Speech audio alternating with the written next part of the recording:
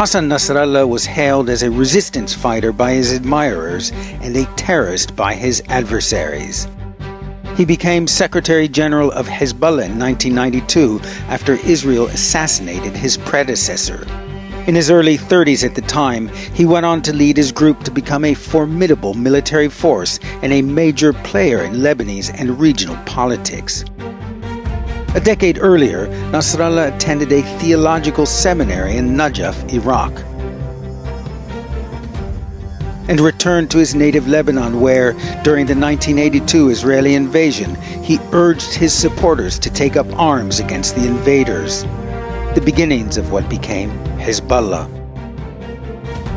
Literally meaning the party of God, the group was backed by Iran and led by local clerics to harass the Israeli occupiers.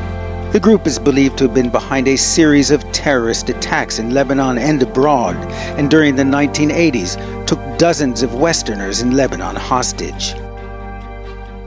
The growth of Hezbollah coincided with the emergence of the previously downtrodden and neglected Shia community in Lebanon as a major force in the country. Nasrallah emerged as an adept guerrilla commander, leading an unrelenting campaign against Israeli forces, during which his eldest son was killed in action. The United States designated the group a terrorist organization in 1997.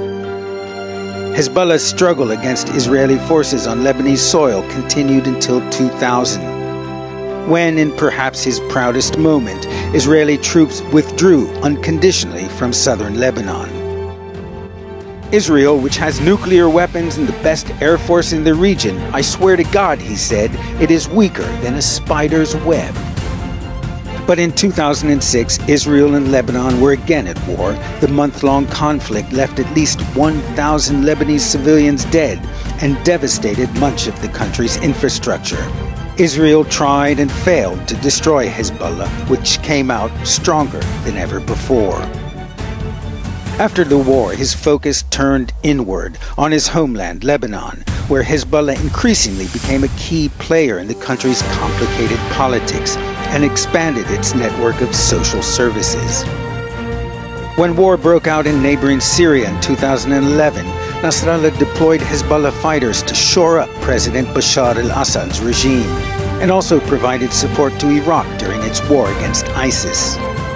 Iran was quick to reward Nasrallah with money, weapons, and logistical support. But critics say his alliance with Tehran inflamed sectarian tensions and weakened his credibility as a self-styled defender of the Palestinian people. When the Palestinian militant group Hamas, Hezbollah's ally, attacked Israel on the 7th of October 2023, killing more than 1,200 people and abducting more than 250 others,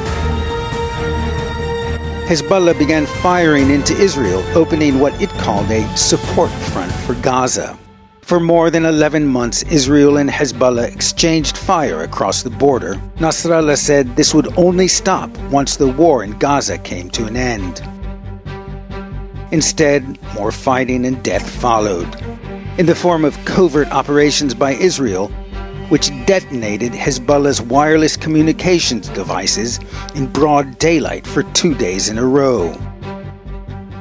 A weakened Nasrallah called it an unprecedented blow. Then Israel's bombing campaign killed hundreds across Lebanon.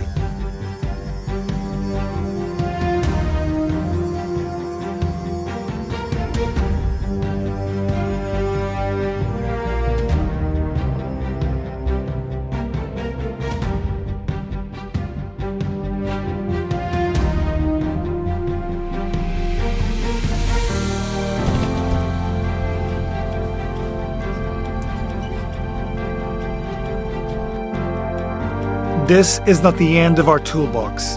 It should be very clear. There are further tools going forward, and the message is clear. Anyone who threatens the citizens of Israel, we will know how to reach them, in the north, in the south, and also farther away. There is no place in Iran or the Middle East that the long arm of Israel will not reach, and today you already know how true this is. Even before yesterday's events, officials here in Lebanon were talking of up to 500,000 people, 500,000. That's just a little less than 10% of the population fleeing the Israeli bombing campaign in the south and the east.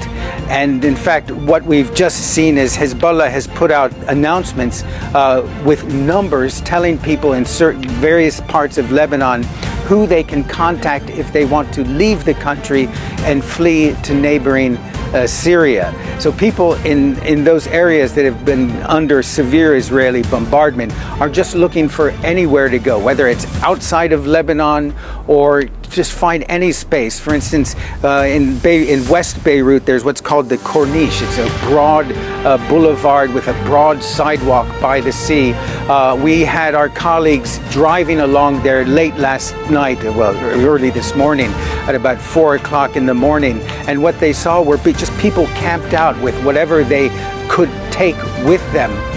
Sitting on the street trying to put their children to sleep under the circumstances. Others, sort of the adults, many of them very concerned, chain smoking, just wondering how they're going to survive this night, this week. God knows how long this conflict is going to go on. Keep in mind, of course, that many of these people are coming from the poorest parts of Beirut. They have very little resources.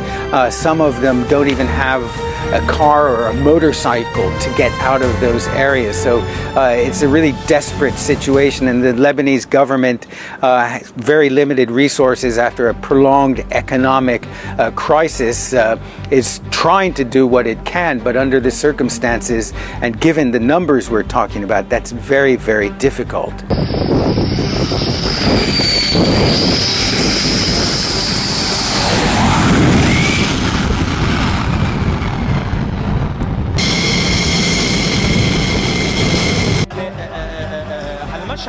يعني الكاميرا لن تستطيع عكس كافة المشهد، ولكن تستطيع ربما بشكل سريع إنجاز ما حصل منذ قرابة النصف ساعة أو ثلث ساعة من الآن. عدد كبير من الصواريخ استهدفت هذا المكان عبر الطائرات المعادية.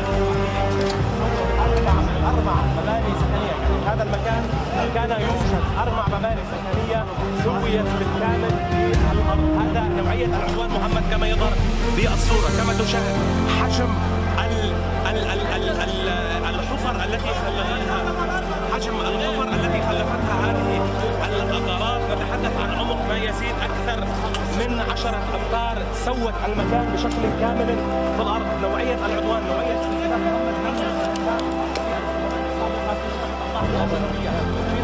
نعم علي، صوتك خفت قليلا، لو تقرب الميكرو منك لو سمحت أكثر.